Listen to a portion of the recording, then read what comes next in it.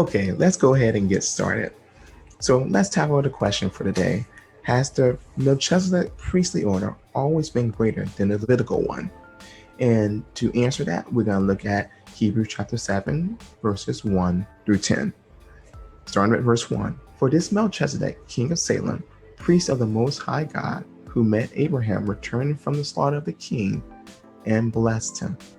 So first we're identifying what Melchizedek did. So first, he's the king of Salem, a priest of the Most High, and he met the patriarch Abraham and returned from the slaughter of the kings, and it was Melchizedek that blessed Abraham. Now, before we discussed that this Melchizedek was actually Shem, the son of Noah. But let's go on. Verse 2.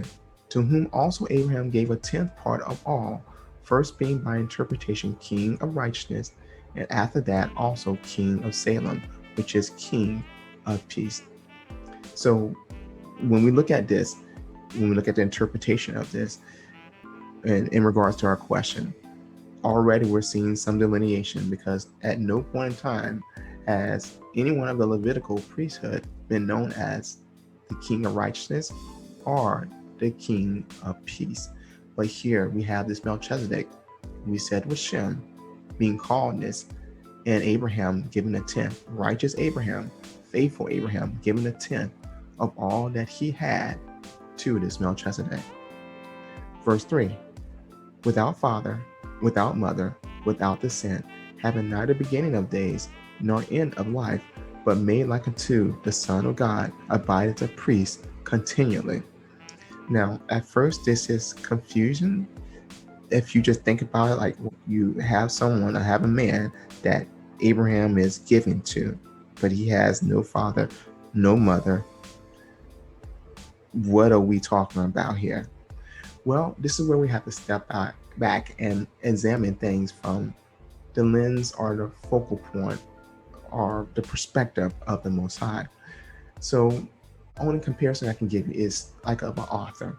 An author will create a protagonist before any of the story is done.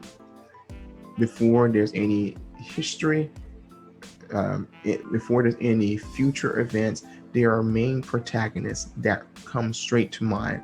And this is the same thing with this Melchizedek of this priestly order. Before Shem even had a father or mother, before he had any kind of descendant or any kind of pedigree, so to speak, he was called before time was even a thing, in the vacuum of eternity. So this is how this can be the reality. Shem, before anything was called to this priesthood. Therefore, if this concept comes from all eternity, there is no end of life. Neither is there any beginning of days.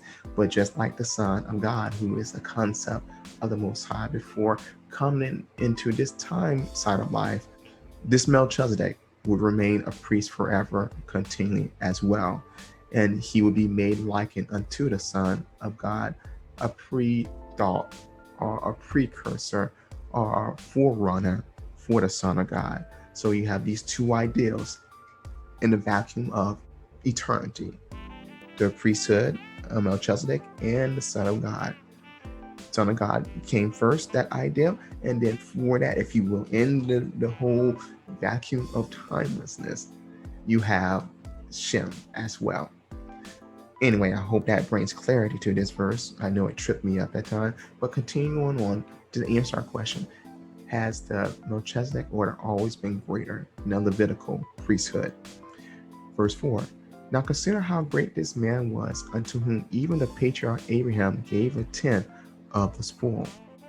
Now this Abraham is who's we consider the father of faith.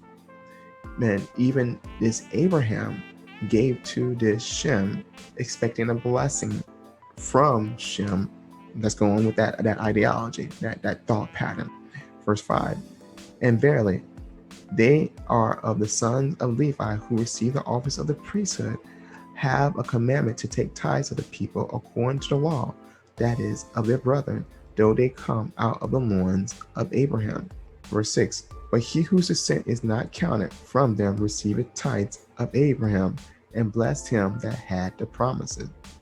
So even though Abraham had the promises, you still see this Melchizedek giving a blessing to Abraham. Verse 7, and without all contradiction, the less is blessed of the better. So straight up is saying that Melchizedek was the greater or the better of Abraham. Verse 8, and here men that die receive tithe. Talking about the Levitical priesthood. So these men in the Levitical priesthood received tithes, although they died. But Shem, or Melchizedek, who was a thought before all of creation, he receiveth them the tithe, of whom he is witness that he liveth. So there's no death of him, showing that the Melchizedek priesthood was to abide forever, whereas the Levitical priesthood was something that was temporary. Verse 9, and as I may so say, Levi also, who receiveth tithes, paid tithes in Abraham. Verse 10, for he, Levi, that is, was yet in the loins of his father when Melchizedek met him, or met Abraham. So through Abraham, Levi paid Melchizedek, showing that the Melchizedek order has always been greater than the Levitical one. May this be a blessing to you, and shalom.